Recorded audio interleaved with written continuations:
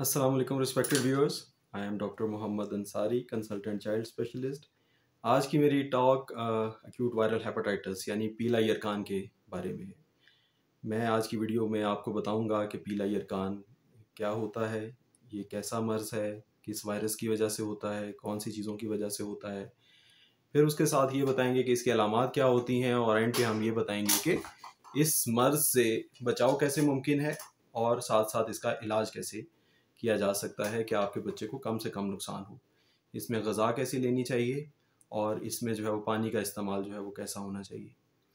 सबसे पहले ये बताते हैं AVH यानी एक्यूट वायरल हेपेटाइटिस, या जिसे हम पीला यरकान भी कहते हैं आम इस्तिलाह में। पीला यरकान एक मौदी मर्ज़ है, यानी ये कंटेजियस डिजीज़ है, एक शख्स से दूसरे शख्स को ट्रांसफ़र होता है। ये कुछ वायरसेस होते हैं जिनकी वजह से होता है। Hepatitis A virus, hepatitis E virus, बच्चों में सबसे ज़्यादा कॉमन जो है वो हेपेटाइटिस ए वायरस होता है। और हेपेटाइटिस ई वायरस जो है वो टीनेजर्स में, जो डॉर्मेट्रीज में रहते हैं, जो हॉस्टल्स में रहते हैं, उनमें हेपेटाइटिस ई वायरस की वबा भी जो है वो फैल सकती है।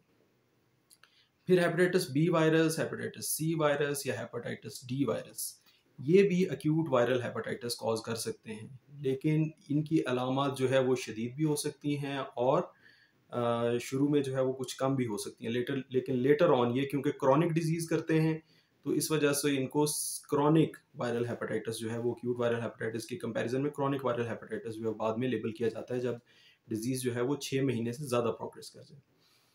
तो ये कैसे हमारे जिस्म में कैसे पहुंचता है ये वायरस? ये खाने के रास्ते या पीने के रास्ते हमारे जिस्म में पहुंचता है। और रूट क्या है? फीको ओरल रूट, यानी जो बीमार शख्स है उसके ये बड़े पेशाब में इखराज होता है इस वायरस का। वहाँ से ये सीवेज में जाता है, सीवेज में या गंदे पानी में जो है के रास्ते किसी तरह से वो हमारे फूड तक पहुँचता है। वो किसी गंदे हाथ के रास्ते पहुँचे, वो डस्ट के रास्ते पहुँचे, या वो लाइनों में पानी की मिक्सिंग की वजह से हो। लाइनों में जो है वो गंदा पानी, साफ पानी जब मिक्स होता है, वो पानी हमारे घरों पे आता है। तो हम जब उस पानी का इस्तेमाल करते हैं, आमतौर पे लोग कहते हैं कि जी हम तो मिनरल वाटर इस्तेमाल कर रहे हैं, हम तो उबला हुआ पानी इस्तेमाल कर रहे हैं, लेकिन इवन नहाते हुए बच्चे पानी पी जाते हैं। बच्चे कुल्ली करते हुए जो है वो पानी पी जाते हैं, जो टैप वाटर होता है। और इसी तरह से जब हम बर्तन धोते हैं ऐसे गंदे पानी में, तो उससे बर्तनों पे बाज़ का ज़्यादा पानी लगा रह जाता है, ये जरासीम ज़्यादा मिकदार में बर्तनों में चले जाते हैं। और वो अनपका हुआ, बगैर उबला हुआ पानी जब हमारे अंदर जाता है, तो वो जरासीम की हमारे अंदर जो है अफ़ज़ाइश नस्ल होती है और एक्यूट वायरल हेपेटाइटिस हो जाता है। तो इसी वजह से जो है वो इंटरनेशनल बॉडीज़ रिकमेंड करती हैं, और सारी दुनिया में ऐसा ही है कि जो हाउस होल्ड वाटर है, उसका जो है वो ड्रिंकिंग ग्रेड का होना चाहिए। जो हाउस होल्ड का वाटर हम इस्तेमाल करते हैं फॉर बेदिंग, फॉर वॉशिंग और यूटेंसिल्स, वो जो है वो ड्रिंकिंग ग्रेड का होना चाहिए। उसमें कॉलीफॉर्म नहीं होने चाहिए, उसमें हेपेटाइटिस के वायरस नहीं होने चाहिए, ताकि बच्चों को इस तरह के वबाओं से बचाया जा सके, बच्चों को भी और बड़ों को भी। फिर जब ये वायरस आपको लग जाए, खुदा ना खास्ता ये जिगर की सूजन कर दे, तो अलामत क्या होती हैं? दाईं तरफ पेट में दर्द होता है, बच्चा जो है वो मतली या उल्टी का जो है वो शुरू में कंप्लेन करता है, और बाद में जो है जैसे जैसे बीमारी बढ़ती है तो बहुत ज़्यादा उल्टी होना शुरू हो जाती है। बच्चा कुछ खा पी नहीं सकता, उसे बुखार होता है, जिस्म में दर्द होता है, और बच्चे का जो है वो पीलिया उसे ज़ाहिर होना, यानी पीला यरकान ज़ाहिर होना शुरू हो जाता है। बच्चे की आंखें भी पीली हो जाती हैं और उसका छोटा पेशाब जो है बहुत गाढ़े रंग का होता है।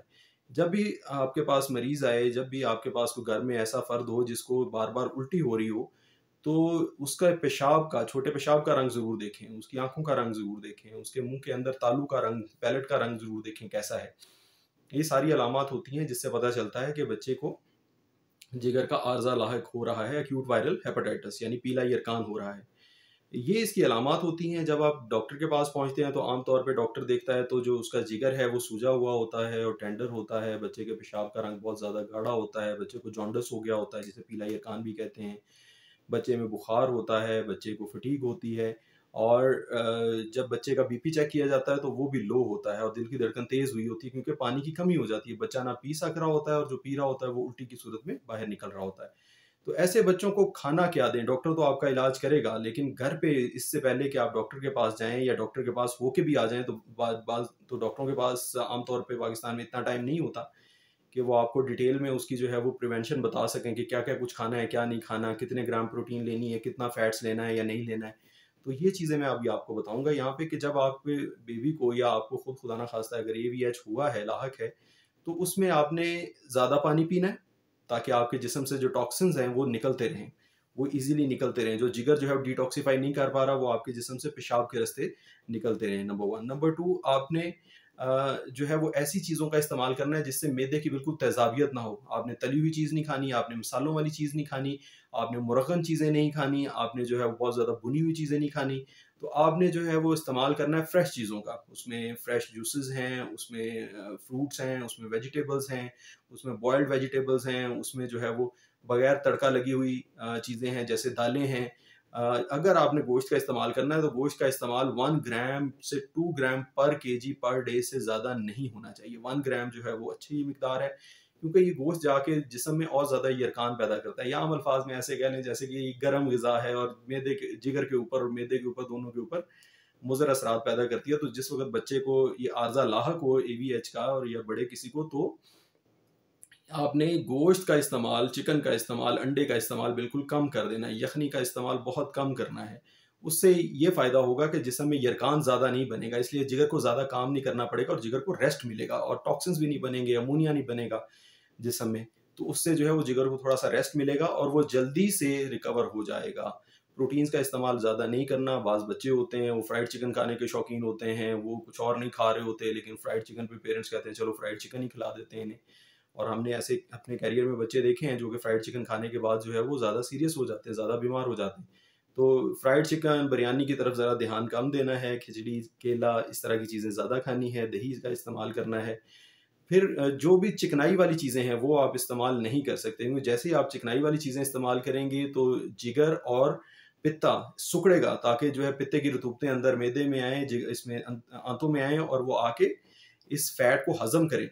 लेकिन वो फैट को हज़म नहीं जब जैसे ही सिकुड़ेगा तो बहुत ज़्यादा दर्द होगा, बहुत ज़्यादा दर्द होगा, तो मरीज़ जो है वो और ज़्यादा चीखेगा, उसको बुखार भी ज़्यादा आएगा और उससे और भी कॉम्प्लिकेशन होने के चांसेस होते हैं। और इस तरह की हालत में जिगर को ज़्यादा काम करना पड़ेगा और ज़्यादा काम करने के बावजूद वो फैट्स जो हैं जो आपने खाए थे वो हज़म नहीं कर पाएगा। तो उसके साथ नुकसान ये होगा कि बच्चे को दर्द भी होगी, वो फैट्स भी नहीं हज़म कर पाएगा और जो है वो उसकी तकलीफ भी बढ़ेगी और चांसेस ऑफ फर्दर इन्फेक्शन और फर्दर फीवर जो है वो भी ज़्यादा हो जाएंगे। फिर इसकी प्रिवेंशन कैसे है? प्रिवेंशन जो है, एक तो मैंने आपको बता दिया कि साफ़-सुथरा पानी हो, साफ़-सुथरे पानी से धुले हुए बर्तन इस्तेमाल करें, हमेशा उबला हुआ पानी इस्तेमाल करें, फ़िल्टर्ड पानी इस्तेमाल करें। और बच्चा जब नहाए तो बच्चे को अच्छी तरह से ट्रेन करें कि वो कुल्ली करते हुए मुँह में पानी जो है वो पिए नहीं, वो नहाते हुए पानी पिए नहीं। और जब आप अपने यूटेंसिल स्पेशली ग्लास है धोएँ, तो उनको उल्टा रख के अच्छी तरह से खुश्क करें ताकि उनके अंदर से पानी जो है ये निकल जाए जिसके अंदर जरासीम है। साथ-साथ इसमें जो है वो वैक्सीन भी अवेलेबल है इसकी प्रिवेंशन के लिए, जो कि हेपेटाइटिस ए वायरस के अगेंस्ट तो अवेलेबल है, लेकिन हेपेटाइटिस ई वायरस के अगेंस्ट कोई वैक्सीन अवेलेबल नहीं है। हेपेटाइटिस बी वायरस के अगेंस्ट वैक्सीन अवेलेबल है, इजीली अवेलेबल है, और लेकिन हेपेटाइटिस सी वायरस और हेपेटाइटिस डी वायरस के अगेंस्ट कोई वैक्सीन अवेलेबल नहीं है। उसकी फिर फर्दर ट्रीटमेंट ही होती है। तो ये थी व्यूअर्स आज की मेरी वीडियो हेपेटाइटिस के बारे में, एक्यूट वायरल हेपेटाइटिस के बारे में और उसकी एहतियात और इलाज के बारे में। इसमें बहुत सारी जो बातें मैंने आपको बताई हैं ये इलाज का हिस्सा है प्रॉपर। मेडिसिन डेफिनेटली मैं एक वीडियो में आपको रिकमेंड नहीं कर सकता। उसके लिए आपको अपने मुआलिज से ही रब्ता करना होगा। लेकिन जो ये मैंने चीज़ें बताई हैं इन सब का जो है वो मेडिसिनल रोल है। ये है तो सारी थेरेपीज़ जो है वो हाउस होल्ड थेरेपीज़ हैं, लेकिन इनका मेडिसिनल रोल है और इससे आपका बच्चा इंशाल्लाह बहुत बेहतर महसूस करना शुरू करेगा। हाँ, एक चीज़ जो बताना मैं बीच में रह गया, पानी का जब इस्तेमाल ज़्यादा करना है तो उसमें जूसेस भी हैं और ओआरएस भी आप इस्तेमाल कर सकते हैं। ओआरएस की भी मैंने आप बताया था कि ओआरएस घर पे कैसे तैयार करें, वो वीडियो भी आप जो है वो देख सकते हैं। ग्लूकोज़ का इस्तेमाल ज़्यादा करना इसमें जो है फ़ायदेमंद होता है। तो उस ओआरएस में ग्लूकोज़ भी मौजूद होता है। तो ये थी व्यूअर्स आज की वीडियो। अगर आपको अच्छी लगे तो काइंडली इसको लाइक कीजिएगा, मेरे पेज को सब्सक्राइब कीजिएगा और अपने दोस्तों को रिकमेंड कीजिएगा। और अगर कोई क्वेरी हो तो कमेंट सेक्शन में ज़रूर पूछिएगा, इंशाल्लाह मैं आंसर करूँगा। Thank you very much. अस्सलाम वालेकुम।